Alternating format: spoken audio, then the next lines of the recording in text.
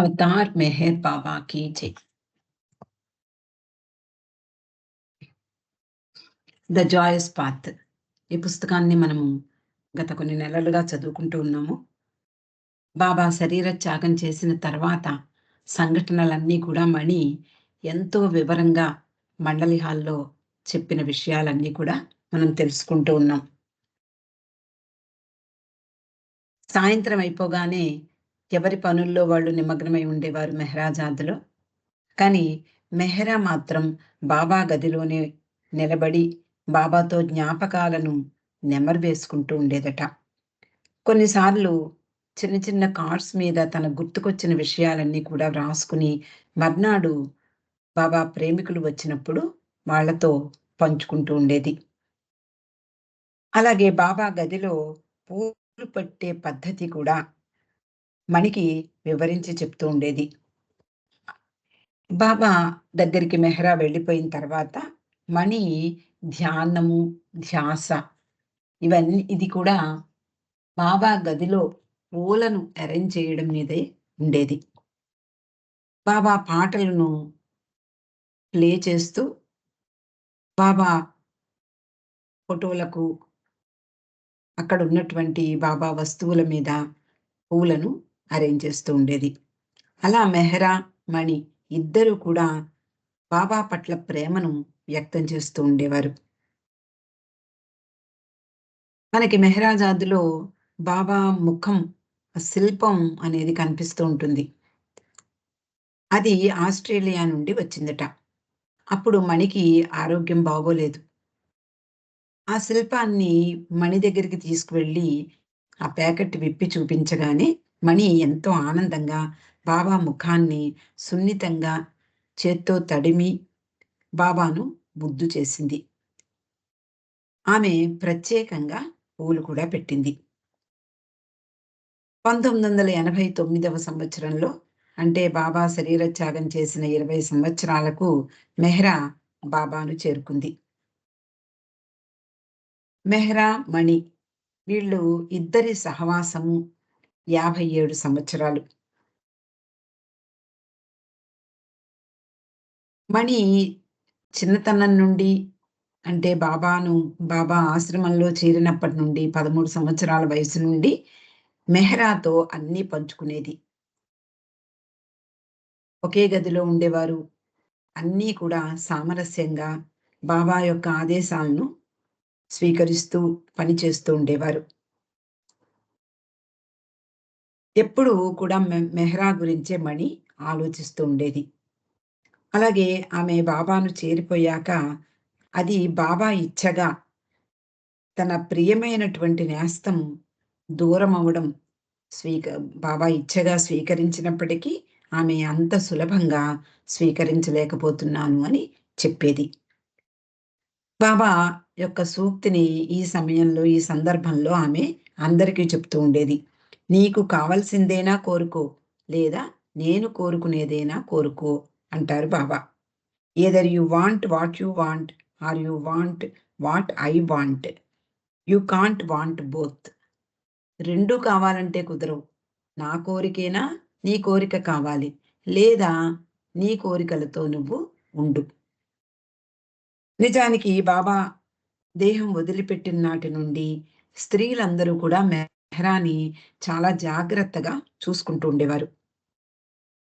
ప్రతిరోజు మణి మెహ్రా ఆ రోజు ఎలా ఉంది?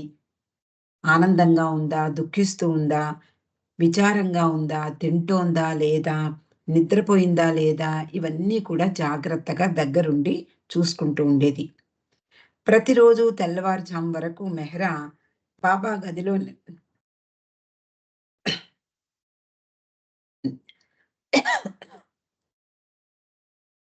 నిలబడి ఆయన గురించి ఆలోచిస్తూ, ప్రార్థిస్తూ, ఆయనతో మాట్లాడుతూ గడిపేది. మిగిలిన స్త్రీలు ఆమెను గదికి వచ్చి నిద్రపొమ్మని చెప్తే, బాబాతో ఉండే సమయం ఏది నాకు? పగలంతా బాబా ప్రేమికులు వస్తూ ఉంటారు.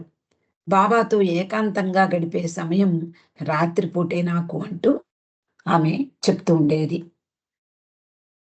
మణి కూడా అన్ని విషయాల్లోనూ మెహరాకే ప్రథమ స్థానం ఇచ్చేది. ఏది ఎవరైనా ఏమైనా ఇస్తే దాన్ని మెహరా కోసం ఉంచి మరీ తాను వాడుకునేది. మెహరా కూడా ఎప్పుడు మణి ఆరోగ్యం గురించి ఆలోచించేది. మెహ్రా నుండి దూరమయ్యాక మణి ఒక వీడియోలో ఆమెలో ఉండేటటువంటి స్థైర్యం, ధైర్యం, నిశ్చలత్వం, ఆమె మెహ్రా పట్ల ఆమెకున్నటువంటి నిండైన ప్రేమ వ్యక్తం చేస్తూ ఉన్నట్లుగా ఆ వీడియోలో కనిపిస్తుంది. మణి అనేది నిజానికి 57 సంవత్సరాలు ఒకే గదిలో నివసిస్తూ జీవితం పంచుకున్నటువంటి మెహ్రాతో జీవితం తర్వాతి జీవితం అంత సులభం కాదు. అయినా చాలా సులభమనే చెప్పాలి. నీ దారిని ఎన్నుకుంటావా? లేదా బాబా ఇచ్చను స్వీకరిస్తావా? అనే దానిపై ఆధారపడి ఉంటుంది. ఆయనే సాయం చేస్తాడు. బాబా ప్రేమే మనకు సాయం చేస్తుంది అంటూ ఇందాక మనం చెప్పుకున్న సూ సూక్తినే చెప్తూ ఉండేది.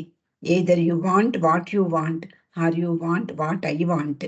యూ కెనాట్ వాంట్ బోత్ అని బాబా చెప్పారు కదా! ఆయన ఇచ్చను స్వీకరించినప్పుడు అది అంటే ఆయన ఇచ్చ మన ఇచ్చగా స్వీకరించినప్పుడు అన్నీ సులభతరమవుతాయి అంటూ మణి చెప్తుండేది. మెహ్రా అనారోగ్యంతో ఉన్నప్పుడు ఆమె బాబాను చేరుకునే సమయం వచ్చేసింది అని మణికి అర్థమైంది.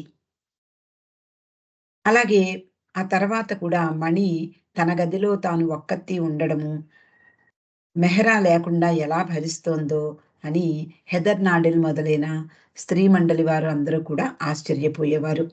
మెహ్రా లేకుండా మణి తన జీవితాన్ని ఊహించలేకపోయేది. కానీ తర్వాత తన గది ఖాళీగా కనిపించలేదు అని చెప్పేది. మెహ్రా ఎప్పుడూ ఇక్కడే ఉంది. నాతో పాటే ఉంది. బాబాతో పాటు అంటే బాబాతో పాటు మెహ్రా కూడా నాతోటే ఉన్నారు ఇద్దరు అంటూ ఆ భావన కలిగేది అంటూ, ఆ భావన ఉన్నప్పుడు ఆమె హృదయంలో మెహ్రా లేదనే విచారం కానీ, ఒంటరితనం కానీ కనిపించేది కాదు. ఇది బాబా ఇచ్చ. బాబా కోరినది, బాబా కోరిక ఇది అంటూ ఆయన ఇచ్చను అంగీకరించినప్పుడు మాత్రమే మనమంతా కూడా సంతోషంగా ఉంటాము అని మణి చెప్తుండేది.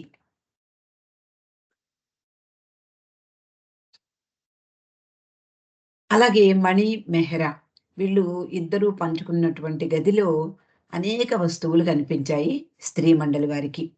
ప్రకృతిలోని ప్రాణులకు సంబంధించిన వస్తువులన్నీ కూడా మణి సేకరించి పెట్టేది. పాశ్చాత్య స్త్రీలు మెహ్రాకి, మణికి పంపించిన వస్తువులు, జంతువుల బొమ్మలు అనేకం వీళ్ళ గదిలో కనిపించేవి.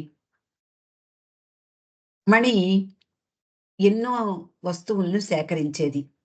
చనిపోయినటువంటి పురుగులు వాటిని కూడా సేకరించేది. వాటి రెక్కలతో అనేక ఆకారాలను డెకరేషన్స్ కోసం వినియోగించేది. జంతువుల బొమ్మలు, అనేక కీటకాలు, రంగురంగుల పక్షి ఈకలు, ఆకులు ఇవన్నీ కూడా మెహరాజాద్ పరిసరాలలో కుక్కలతో వాక్ చేస్తున్నప్పుడు సేకరిస్తూ ఉండేది. వారి జీవితం అన్నీ కూడా అంటే వారి జీవితాలన్నీ కూడా బాబాతోనే అయినప్పటికీ కూడా ప్రకృతిలో అనేక జీవజాలంతో వాళ్ళు సన్నిహిత సంబంధం కలిగి ఉండేవారు. వాళ్ళు పెంచుకున్నటువంటి జంతువుల లిస్ట్ మనకు తెలుసు. కుక్కలు, పిల్లులు, గుర్రాలు, లేళ్ళు, గాడిదలు, పందులు, ఆవులు, చెవుల పిల్లులు, కోతులు, పక్షులు, పామును కూడా వాళ్ళు పెంచుకున్నారు. అలాగే అనేక ఫోటోలు సేకరించి పెట్టింది మణి. బాబా సంతకంతో ఉన్నటువంటి ఫోటోలన్నీ కూడా మణి జాగ్రత్త చేసింది. మెహరాజాద్‌కి మారినప్పటి నుండి కూడా మెహ్రా బాబాతో తన ప్రపంచానికి రంగులద్దినట్లుగా ఆమె చుట్టూ మెహరాజాద్‌లో ఇంటి చుట్టూ తోటను పెంచింది. దానితో స్త్రీలందరికీ ఎనలేని అనుబంధం. ఎంతో పని చేస్తూ ఉండేవారు ఆ తోటలో. ఇప్పటికీ అక్కడి గాలి, వాతావరణం, రంగురంగుల పూల పరిమళాలు, వీటితో పాటు ఆధ్యాత్మికతను కూడా మనం ఆస్వాదిస్తూ ఉంటాం. అక్కడ మనకు కనువిందు చేయడమే కాకుండా, మానసిక ప్రశాంతతను కూడా మనము అనుభూతి పొందుతూ ఉంటాం.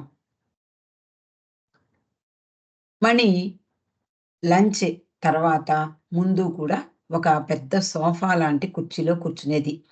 ఏదో ఒకటి నములుతూ, ఏదో పుస్తకంలో తలదూర్చి మరో ప్రపంచంలో ఉండేది.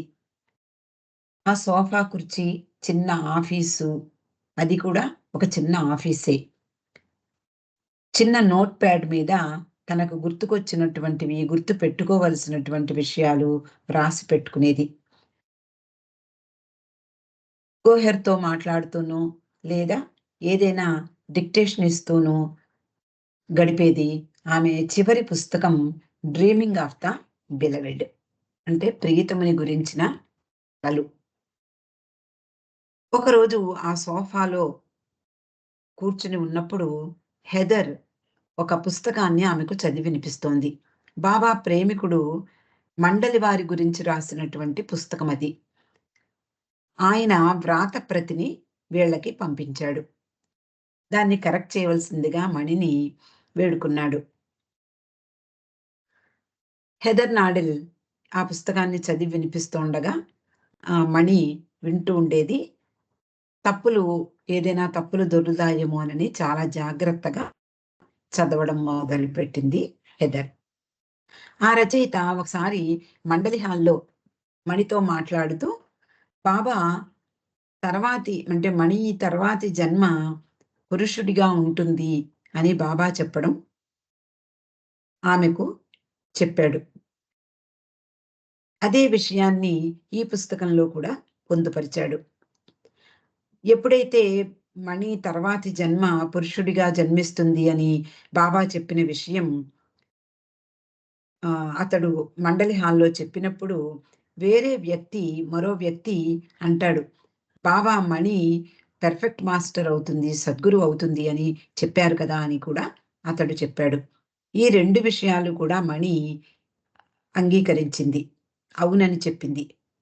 ఈ విషయం చదివి వినిపిస్తూ హెదర్ ఏదైనా సరిదిద్దాలా అని అడిగినప్పుడు, లేదు లేదు, అది నిజమే అని చెప్పింది. ఆ సమయంలోనే మణి వాళ్ళందరితో అందట, నేను ఆయన బాబా పెర్ఫెక్ట్ మాస్టర్‌గా అవుతుంది అని జన్మిస్తుంది మణి అని చెప్పిన సందర్భంలో మణి అంటోంది, నేను పెర్ఫెక్ట్ స్లేవ్‌గా అంటే పరిపూర్ణ బానిసగా ఉండడాన్నే కోరుకుంటాను. బాబాకు నేను పరిపూర్ణ బానిసగా ఉండాలని ఎప్పుడూ కోరుకుంటూ ఉంటాను అంటూ వాళ్ళందరితో చెప్పింది.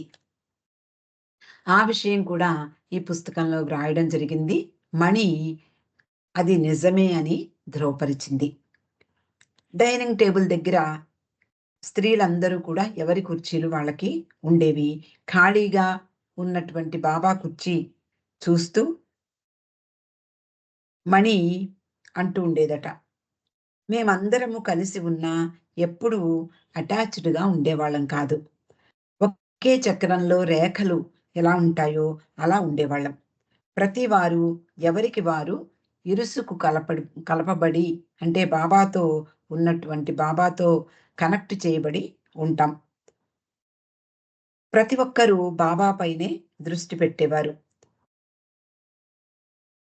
అలా అందరూ విడివిడిగా బయట ప్రపంచానికి కనెక్ట్ అయ్యి ఉండేవాళ్ళం కానీ, అందరము కలిసి బాబాకే కనెక్ట్ అయ్యి ఉండేవాళ్ళము అని చెప్పింది. మెహ్రా బాబా దగ్గరకు వెళ్ళిపోయిన తర్వాత మణితో ఆఫీస్‌లో పనిచేస్తూ, మెహరాజాద్ ఇంట్లో కూడా హెదర్ మొదలైన స్త్రీలు పనిచేస్తూ ఉండేవారు. అంటే వారంలో 2 రోజులు మెహరాజాద్‌లో పనిచేస్తూ ఉండేవారు.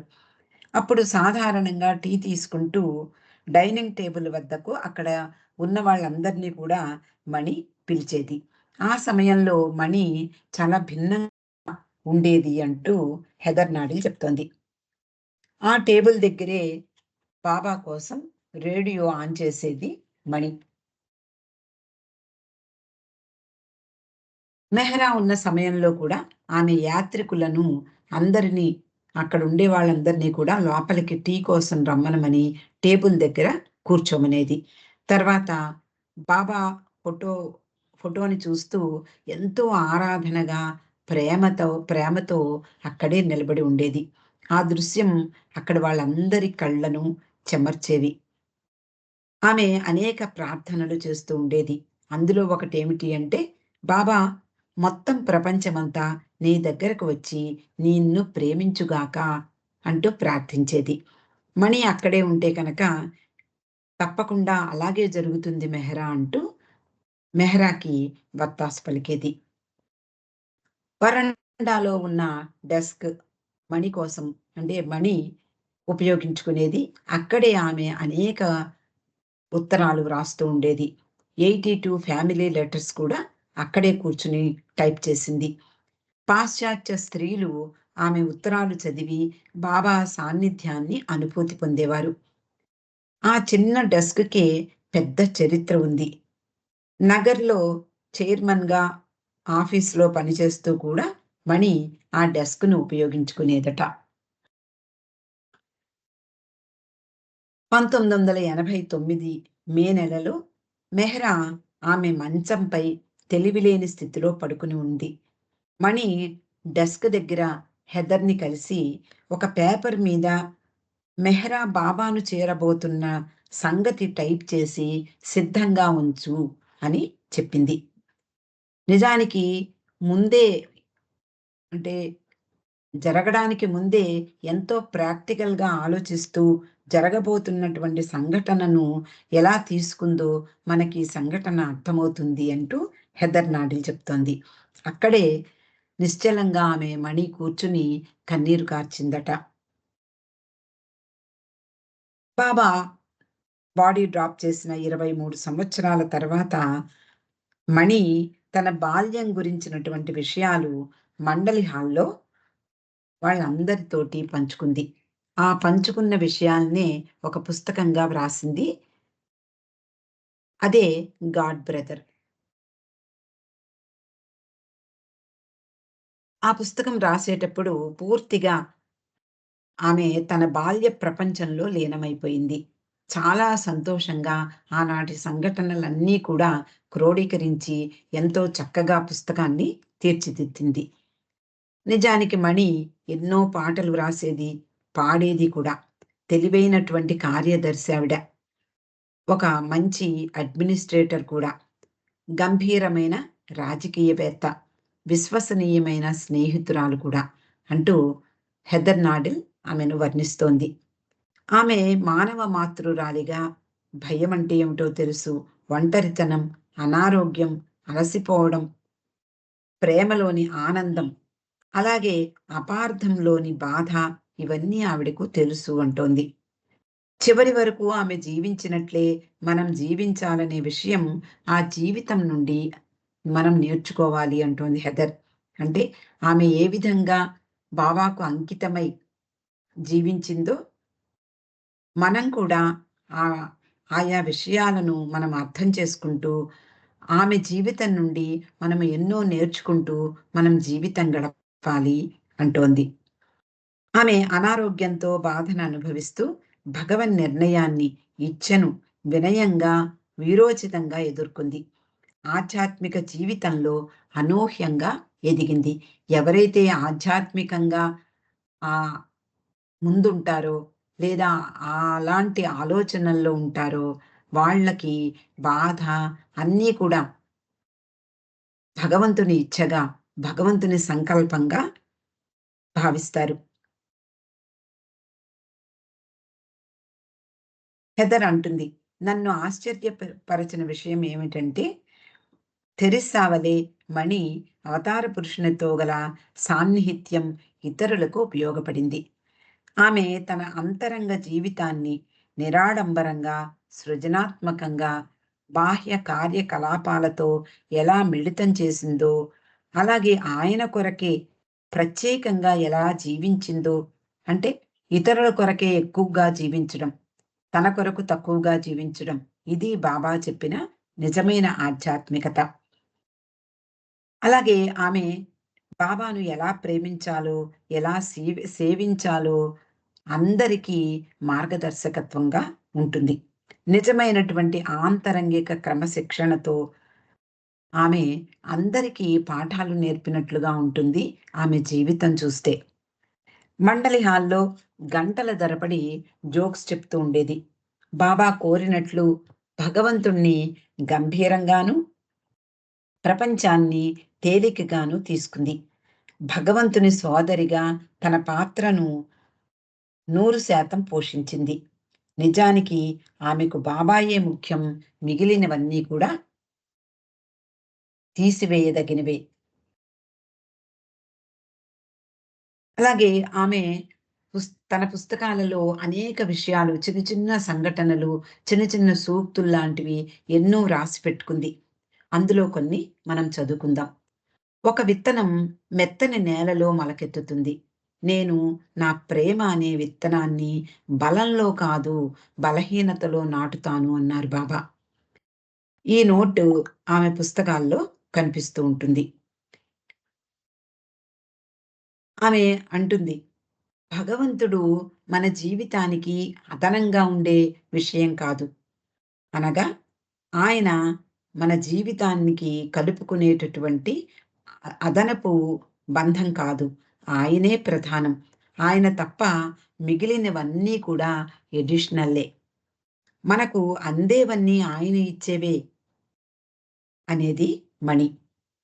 మణి మరొక పుస్తకంలో పెర్ఫెక్ట్ మాస్టర్ అంటే సద్గురువు అని సద్గురువుల్ని ఎందుకు పిలుస్తారో చెప్తోంది. వారిపై వారే మాస్టర్స్. అంటే తమ లోయర్ సెల్ఫ్‌పై ఆధిపత్యాన్ని పొందారు వాళ్ళు. అంటే తమ యొక్క నేను అనేదాన్ని వదిలిపెట్టి అది అది లేకపోతే కదా భగవంతునితో ఏకమవుతాము. కాబట్టి ఈ లోయర్ సెల్ఫ్ ఏదైతే ఉందో దాన్ని వదిలిపెట్టి దాని మీద ఆధిపత్యం సంపాదించిన వాళ్ళు, వాళ్ళే పెర్ఫెక్ట్ మాస్టర్స్. కాబట్టి వారికి వారే మాస్టర్స్. వారు ప్రభువులు కానీ, బానిసలు కాదు. దేనికి బానిసలు కాదు అంటే కామక్రోధాదులకు. మానవులు బానిసలు.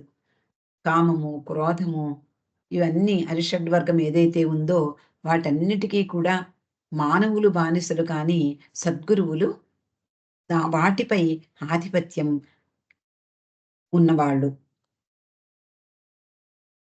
అలాగే మరో చోట మణి అంటుంది, భగవంతుడు మన ప్రార్థనలను వినడం లేదు అని చెప్పినప్పుడు ఆయన కాదు, మనం ఆయన సమాధానాలు వినడం లేదని అర్థమవుతుంది. అయ్యో! మన ప్రార్థనలు ఎన్నో విధాలుగా ప్రార్థన చేస్తున్నానే, భగవంతుడు వినటం లేదే అనుకోవడం పొరపాటు. ఆయన సమాధానాలు మనం వినలేకపోతున్నాము అంటూ మణి వ్రాసుకుంది. బాబాలోని క్షమాగుణం ఎప్పుడూ ఉంటుంది. అది ఆయనకు సహజ గుణం. కానీ మనలను మన బాధల నుండి రక్షించేందుకి ఆదేశాలిస్తాడు. మనసు ఎప్పుడూ పరిగెడుతూ ఉంటుంది.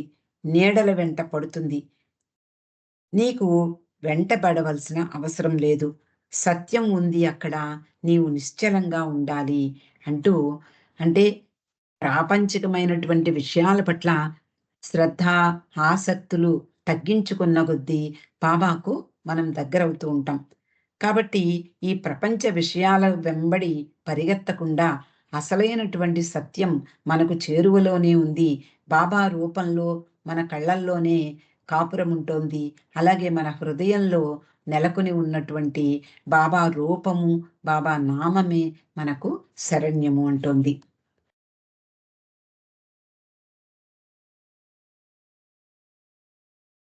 ఇక్కడికి ఈరోజు ఆపుకుందామండి. అవతార్ మెహర్ బాబాకి జై. జై బాబా అండి. జై బాబా. మీకు